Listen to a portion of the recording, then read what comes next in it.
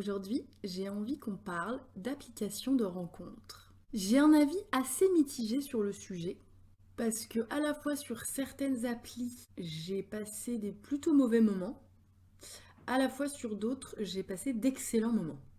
Alors, j'ai pas une très grande expérience sur le sujet, mais ces 10 dernières années, j'ai quand même eu l'occasion d'en tester quelques-unes, dont je vais pouvoir vous parler. Déjà, ce qui n'est pas banal, c'est que la première fois que je me suis inscrite sur une application de rencontre, j'étais en couple. On avait décidé de tester le polyamour et du coup de se créer un profil chacun sur une application de rencontre. Cette application de rencontre, c'était Glidden. Je ne sais pas si elle existe encore, mais à l'époque, c'était il y a 8, 9 ans, 10 ans, c'était une application qui était spécialisée dans les rencontres extra-conjugales. Donc nous, bêtement, naïvement, on s'est dit que c'était ça qu'il nous fallait. Que nenni. En fait, sur cette appli, les gens, les femmes et les hommes, cherchaient vraiment uniquement une maîtresse ou un amant et étaient pas du tout aware sur le polyamour. On est passé pour des zinzins. J'ai quand même fini par discuter avec un gars qui était célibataire euh, et qui vraisemblablement n'avait pas de scrupules à dater une meuf mariée. Alors je me souviens qu'on a échangé pendant des semaines. Moi c'était la première fois, hein, c'était ma première expérience, donc j'étais quand même assez méfiante, je pense. Et puis c'était dans un cadre quand même un peu particulier, donc on a échangé des messages pendant vraiment plusieurs semaines. Je me souviens qu'il était très doué avec les mots et qu'il écrivait des messages vraiment très beaux et que ça me plaisait beaucoup. Donc j'ai fini par avoir envie de le rencontrer. Et là, catastrophe. Pas du tout de feeling, pas... Non, en fait,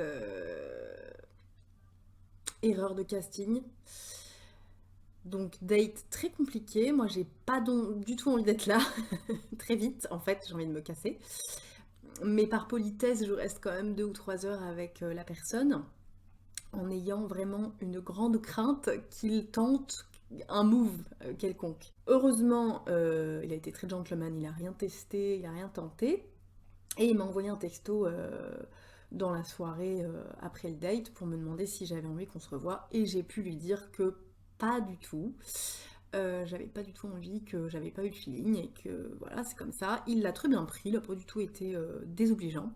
Donc c'est pas si pire finalement parce que depuis j'ai entendu des trucs bien plus hardcore finalement que cette première expérience que moi j'avais trouvée catastrophique. La leçon que j'ai tirée de cette histoire, c'est que sur les applis de rencontre, c'est peut-être pas une bonne idée de parler pendant très longtemps, des semaines, avec les gens avant de les rencontrer parce que on fantasme beaucoup les personnes, on se projette dans une relation mais qui n'est que dans notre imaginaire.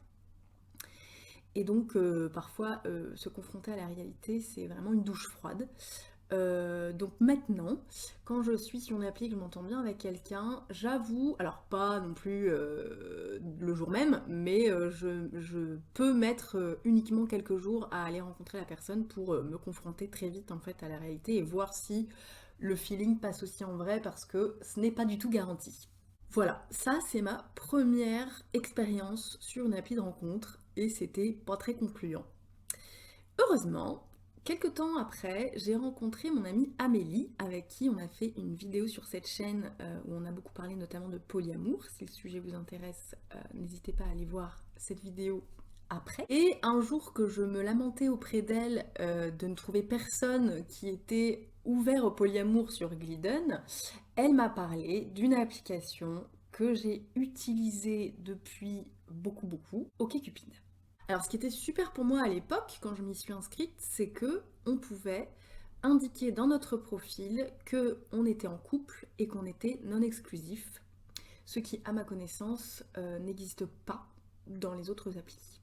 L'autre truc qui me plaît beaucoup sur cette appli, c'est que les profils peuvent être, si on le souhaite, très étoffés. En fait, il y a énormément de questions auxquelles on peut répondre Ce qui fait que les gens qui lisent notre profil peuvent avoir déjà une bonne idée de notre personne finalement avant même de nous avoir parlé. Donc c'est quand même pratique. Et à côté de ça, cette application, elle fonctionne avec une base de données de questions auxquelles on répond. Alors le plus on répond à des questions, mieux c'est, hein. Et en fait, le site base son matchmaking sur les réponses communes aux mêmes questions en fait des profils.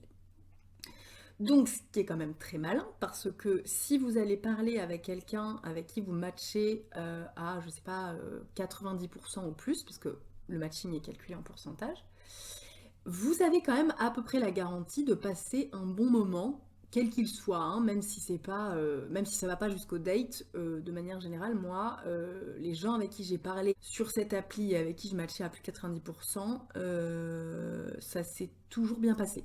Soit j'ai eu de très bonnes conversations, soit j'ai eu des dates cool, soit j'ai eu des relations cool. Donc vraiment, moi je trouve que ce système est très bien fichu. Son seul défaut, c'est qu'elle est en anglais et que du coup, peu de gens l'utilisent en France et que bah, si vous habitez pas une très grande ville, vous pouvez avoir vite fait le tour des profils. Et ça, c'est quand même un peu con. Et d'ailleurs, un jour que j'étais sur cette appli et que j'avais fait le tour des profils parce que j'habite pas dans une énorme ville, j'ai fini par utiliser les applications un peu plus mainstream. J'ai commencé par Adopte un mec, mais j'étais extrêmement mal à l'aise avec le design en fait et le principe de faire son marché et de mettre des gens dans un caddie. Donc j'ai dû parler à quelques personnes, mais en fait non, j'étais trop mal à l'aise avec l'idée, alors que bon, toutes les applis fonctionnent comme ça, mais là vraiment c'était trop poussé pour moi quoi, le caddie et tout, j'étais vraiment non. Et puis après, j'ai bien évidemment essayé Tinder. La première fois que j'ai essayé Tinder, je l'ai supprimé au bout de 2 jours. À l'époque, parce que ça commence à remonter, sur cette application, on ne pouvait vraiment mettre que des photos sur notre profil et il y avait un tout petit espace pour mettre une ou deux phrases si on avait envie quand même, histoire de d'écrire des trucs. Mais cet espace, absolument personne à part moi ne se l'appropriait. Et donc vraiment, sur les profils, il n'y avait que des photos. Et moi, j'étais désemparée en fait.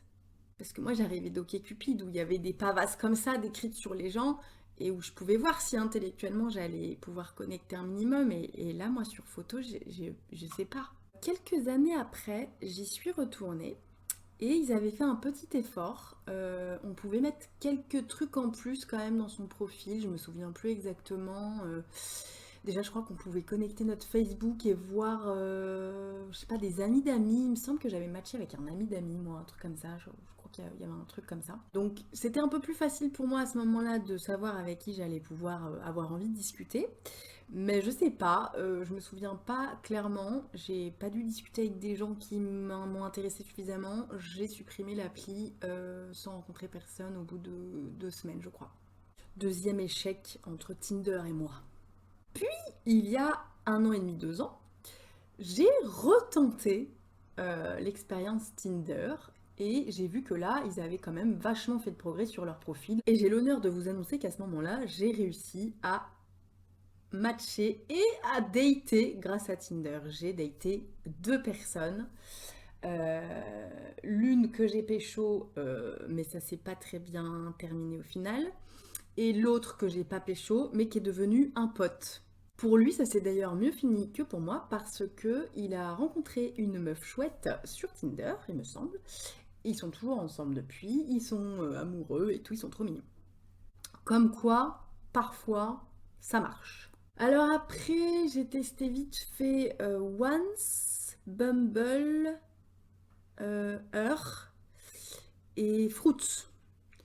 Mais j'y suis pas restée assez longtemps pour rencontrer qui que ce soit et pour avoir un avis constructif à vous donner ici. La question que je me pose aujourd'hui, que je suis de nouveau célibataire depuis quelques mois, c'est est-ce que j'y retourne? Franchement, je vous le dis tout de go, Là, je suis plutôt pépouse dans mon petit célibat, là, tranquille. Et j'ai grave la flemme d'aller sur les applis. Et en même temps, je me dis que cet état d'esprit, à savoir ne pas ressentir un énorme besoin de rencontrer qui que ce soit, c'est peut-être le meilleur état d'esprit pour aller sur les applis de rencontre. La dernière fois que je suis allée sur les applis de rencontre, c'était après une rupture très douloureuse. Du coup, j'étais pas du tout dans un bon état émotionnel. Il me fallait rencontrer quelqu'un, vous voyez. C'était vraiment, je sais pas, une question de combler le vide ou de guérir la blessure, je ne sais pas. Avec le recul, je me rends bien compte qu'aller sur les applis de rencontre en plein chagrin d'amour, c'est une très mauvaise idée. Parce qu'avec cet état d'esprit de se sentir comme une merde, forcément, on baisse beaucoup nos critères d'exigence habituels. Et on date n'importe comment. Je me souviens notamment d'un gars sur OkCupid avec qui je parlais. Sur le papier, il y avait moyen que ça matche. Il y avait un profil qui pouvait quand même matcher avec le mien. Mais par message, il se passait pas grand-chose. C'était un peu plat, je rigolais pas tant, pas du tout même. Et habituellement, je serais jamais allée boire un verre avec ce mec parce qu'il n'y avait pas de feeling particulier déjà à l'écrit. Donc ça paraissait évident qu'il n'y en aurait pas non plus en vrai. Mais vu que j'étais dans un état d'esprit de merde et que j'avais abaissé mes critères, je l'ai quand même tenté. Bon bah c'était un date très chiant, hein. Du coup je me dis que aller sur les applis de rencontre en n'ayant pas spécialement envie de rencontrer qui que ce soit, c'est peut-être le meilleur moyen, une garantie presque, d'avoir des exigences très élevées. Et donc de ne sélectionner que la crème de la crème des profils. C'est d'une logique implacable. Alors ça peut aussi être la garantie de matcher avec personne et de sélectionner aucun profil, d'avoir des exigences tellement hautes que personne ne nous plaira. Mais bah c'est pas grave. Au pire, on rigole. Donc peut-être bientôt, je vous emmène avec moi sur Tinder et on verra bien ce qui se passe. N'hésitez pas à me dire quelles applis de rencontre vous avez testées, quels sont vos préférés. Et en attendant, je vous fais des bisous et je vous dis à la prochaine.